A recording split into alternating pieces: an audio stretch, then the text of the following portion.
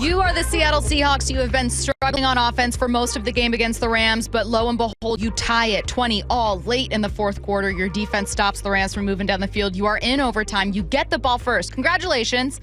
You're halfway there, moving down the field. 4th and inches. Let's call it 4th and half a yard. Do you go for it, or do you kick a field goal? We talking me? You. If I'm the coach, I'm kicking the field goal. I'm kicking the field goal. That's just how I move, though. I've been in overtime games before coaching in high school, not at that level, obviously. Mm-hmm. And I always go for the guaranteed points or what I feel are guaranteed points. But I knew that Mike Macdonald was going to go for it. We've seen them go for 4th and whatever more this year than I feel like we have in the past several years. Mm-hmm. And I understand his thinking. You should be able to get half a yard.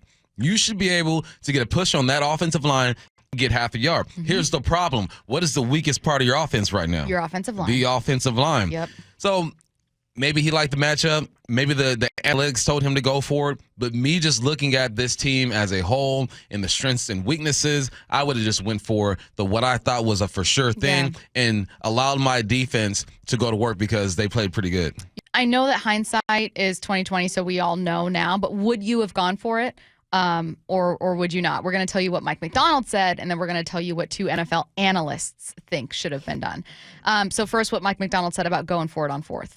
Well, again, with me is that was a play call we liked. We liked the look. We got to be able to get a half yard in 2 shots.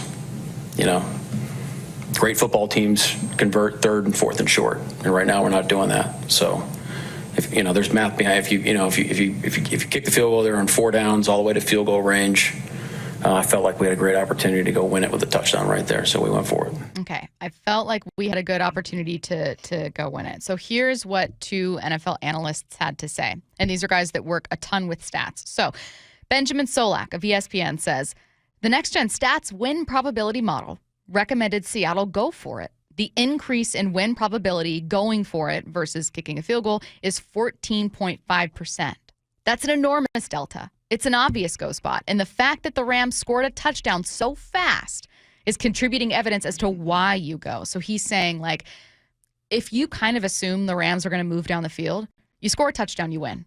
Field goal, they get a chance to respond, and they look like a team right now that's going to score a touchdown. Meanwhile, Aaron Schatz is siding with you, Bump, and he uses the same analysis. He says, look, there are 2 different models, ESPN's model and Next Gen Stats, that do show a benefit in going for it. But the problem with the Seahawks decision is that, like he said, the DL is a strength of the Rams defense and the OL is a weakness for the Seahawks. He said when the probability is slight, so for ESPN, it was a 2.2%. Right. Then use context. Yeah. Next Gen isn't looking at him and saying, all right, we got this guy, and that They're guy. Just looking at, in this situation, They're going to go for it. They're looking at just the bigger picture. Everyone clumped into one category and saying, you should go for this.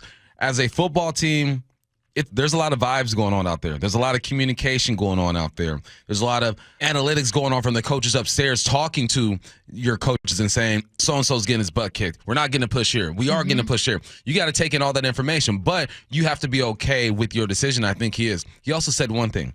He said great football teams convert on 3rd and 4th and short. This isn't a great football team. Yeah. It's not a great football team. It doesn't even look like a good football team right now. I think they have components and elements where they can be good, and they've shown at times they can be good, but good teams are good consistently, and they take care of some of the things that have been popping up and showing up the past couple of weeks. But he has to feel it from his football team, his data department, his coaches, that situation, and feel it in his soul and say, okay, we're going to go for it, which I respect. I respect that 100%, because when you go for it in a situation like that, it's like the extremes are going to happen. Either you are a hero, you're great, you're so gutsy, how does he have the guts to do that? Oh my God! Or the other side, he's crazy. Why would he do that? I mean, it's extremes there, and he rolled the dice and it didn't come through. I respect his decision, but I would do things a bit differently. But I'm not the coach of the Seattle Seahawks. Yes, I would have gone for it, says the 425. Just not that play. And that was actually a fairly common response. Yeah. I thought that like 90% of listeners would say, no, take the points. Your offense has not been reliable today. You need that field goal. You know, you never know if you could stop the Rams. Just go for it. I was surprised at the number of people. I would say it's like 60-40 that said, yeah, I would have gone for it. Within that, though, people were like, well, why run it? Like, why not? I mean, a QE sneak, it's still running it. But, like, what about a quick little pass? What about something that was working for you? Now, the thing I think people are looking at in that situation, too, were just how they were running the football prior to that.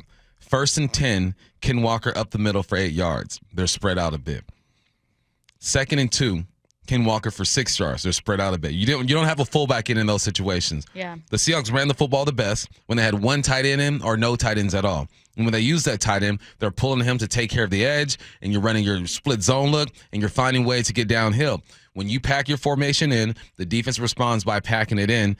And I think he felt that they were going to be stronger in that defensive line, which is also a question to me because Fisk, Turner, Been working. Verse, Bobby Brown, those dudes were getting after it. And at no point did I feel like that offensive line was containing that defensive line. So now you got body on body, bigs on bigs, and you're asking your bigs to get a push.